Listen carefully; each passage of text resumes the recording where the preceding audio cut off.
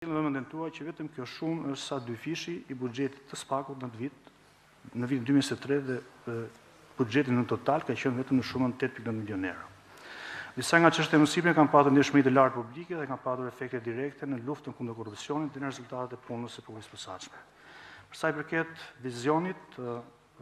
sqaroj që ky kandidim për drejtimin e prokurisë posaçme është një angazhim për të konsoliduar dhe përforcuar më tej institucionin më të rëndësishëm në luftën kundër korrupsionit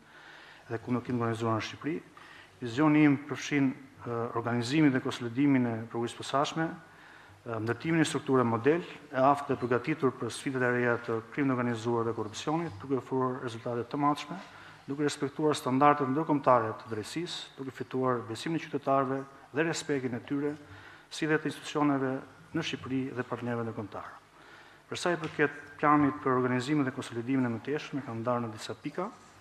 Së pari, prokuria posaçme aktualisht ka një kornizë strategjike të miratuar që përbëhet nga 3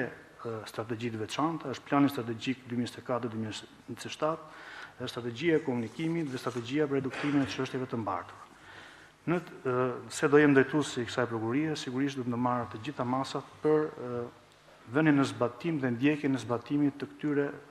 3 dokumentave, të cilat janë dokumente të mirë menduara, të mirë diskutuara dhe mendimin e partnerëve ndërkombëtar. Sa i përket ushtrimit të ndjekjes penale, së pari në cilësinë e drejtuesit të prokurisë posaçme do të garantoj zbatimin e parimit të barazisë para ligjit dhe sa askush nuk është mbi ligjin.